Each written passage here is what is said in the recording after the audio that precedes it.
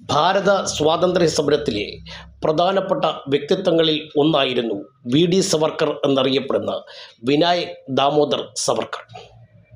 അദ്ദേഹം ഭാരത സ്വാതന്ത്ര്യ സമരരംഗത്ത് ചെയ്ത സേവനങ്ങൾ ചരിത്രത്തിന് മറക്കുവാൻ കഴിയില്ല. പക്ഷേ അദ്ദേഹത്തെ വളരെ മോശമായിട്ടാണ് ഇടതുപക്ഷങ്ങൾ ചിത്രീകരിക്കുന്നത്. കിട്ടുന്ന അവസരങ്ങളിലെല്ലാം സവർക്കറെ പറ്റി മോശമായ കാര്യങ്ങൾ പറയുന്നത് അവർക്ക് ഒരു രസകരമാണ്. പക്ഷേ ചരിത്രം അതല്ല. ചരിത്രത്തിൽ നിന്നുകൊണ്ട് ഒരു വ്യക്തിയെ എങ്ങനെ മോശക്കാരാക്കാം എന്നുള്ള ഗവേഷണം നടത്തുകയും അത് പ്രചരിപ്പിക്കുകയും ചെയ്യുന്ന കമ്മ്യൂണിസ്റ്റുകാർ സ്വാതന്ത്ര്യ സമരത്തിൽ ചെയ്തതെന്താണ് എന്ന് പരിശോധിച്ചു കഴിഞ്ഞാൽ ഭാരതത്തെയും ഭാരതത്തിൻ്റെ സ്വാതന്ത്ര്യ സമരത്തെയും എക്കാലത്തും ഒറ്റിക്കൊടുത്തവരാണ് കമ്മ്യൂണിസ്റ്റുകാർ, ഇടതുപക്ഷക്കാർ എന്ന് നമുക്ക് മനസ്സിലാക്കാൻ സാധിക്കും. നീണ്ട 10 വർഷ കാലഘട്ടം ആൻഡമാൻ സെല്ലുലാർ ജയിലിലും തുടർന്ന് 4 വർഷ കാലഘട്ടം വിവിധ ജയിലുകളിലും ഏതാണ്ട് 14 വർഷ കാലഘട്ടത്തോളം ജയിലിന് തുല്യമായി വീട്ടുതടങ്കലിലും കഴിഞ്ഞു വന്ന ധീര ദേശാഭിമാനിയായിരുന്നു സവർക്കർ. അദ്ദേഹം വിദേശ വസ്ത്രങ്ങൾക്കെതിരെ നടത്തിയിട്ടുള്ള പ്രക്ഷോഭം ഭാരത സ്വാതന്ത്ര്യ സമരത്തിലെ വലിയ ഏടുകളിൽ ഒന്നാണ്. പക്ഷേ കമ്മ്യൂണിസ്റ്റുകാർ എപ്പോഴും ചെയ്യുന്നതെന്നാണ് സ്വാതന്ത്ര്യ സമരത്തെ ഒറ്റിക്കൊടുത്തിട്ടേയുള്ളൂ. നമ്മുടെ ദേശീയ പതാക കത്തിച്ചതിൻ്റെ പേരിൽ എത്ര കമ്മ്യൂണിസ്റ്റുകാർക്കെതിരെ കേസ് നടന്നിട്ടുണ്ട് എന്നുള്ളതും ചരിത്രത്തിൻ്റെ അവശേഷിപ്പായി നമുക്ക് കാണാവുന്നതാണ്. ക്വിറ്റ് ഇന്ത്യ സമരത്തെ ഒറ്റിക്കൊടുത്തു, എല്ലാവിധ സമരത്തെ ഒറ്റിക്കൊടുത്തു. ആഗസ്റ്റ് 15 കരിദിനമായി ആചരിച്ചു.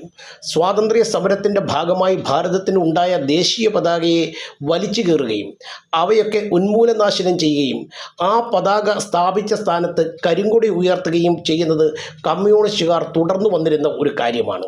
ഇതൊക്കെ വിസ്മരിച്ചുകൊണ്ടാണ് സ്വാതന്ത്ര്യ സമരത്തെ ഇപ്പോൾ കമ്മ്യൂണിസ്റ്റുകാർ വളരെ പുൽകി ആശ്ലേഷിച്ച് നടക്കുന്നത്.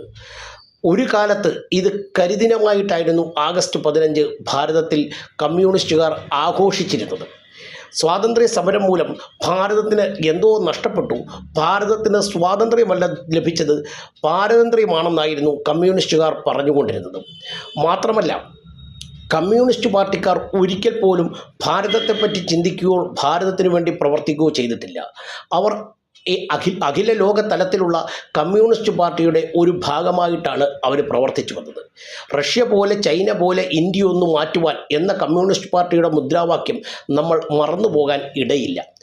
കമ്മ്യൂണിസ്റ്റുകാർ 2ാം ലോകമഹായുദ്ധത്തിലടക്കം വിചാരിച്ച കാര്യമെന്താണ്? കമ്മ്യൂണിസ്റ്റ് രാഷ്ട്രങ്ങൾ ചൈനയടക്കം ഭാരതത്തെ ആക്രമിച്ച് കീഴടക്കുമ്പോൾ സ്വാഭാവികമായി ചൈനയുടെ നേതൃത്വത്തിലുള്ള ഒരു ഭരണം ഭാരതത്തിൽ വരും. അങ്ങനെ ഭാരതം ഒരു കമ്മ്യൂണിസ്റ്റ് രാഷ്ട്രമായി മാറും എന്നാണ് വിചാരിച്ചിരുന്നത്.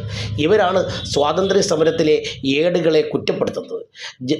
സുഭാഷ് ചന്ദ്രബോസിൻ്റെ നേതൃത്വത്തിലുള്ള INA ഭടന്മാരെ ഒറ്റിക്കൊടുത്തവരാണ് കമ്മ്യൂണിസ്റ്റുകാരെന്ന് കാണാവുന്നതാണ്. അപ്പോൾ കമ്മ്യൂണിസ്റ്റുകാർ ഒരിക്കലും ഒരു കാലത്തും ഭാരതത്തെ മുറുകെ പിടിച്ചിട്ടില്ല, ഭാരതത്തെ സ്നേഹിച്ചിട്ടില്ല. അവരെപ്പോഴും വൈദേശികമായ കമ്മ്യൂണിസ്റ്റ് ഭരണത്തെ സ്വപ്നം കണ്ടുകൊണ്ട് ആ വൈദേശിക രാഷ്ട്രങ്ങൾ ഭാരതത്തെ ആക്രമിച്ച് കീഴ്പ്പെടുത്തുമ്പോൾ അതുമൂലം ഇവിടെ ഒരു കമ്മ്യൂണിസ്റ്റ് രാഷ്ട്രം ഉയർന്നു വരും എന്ന് സ്വപ്നം കണ്ടവർ മാത്രമാണ്.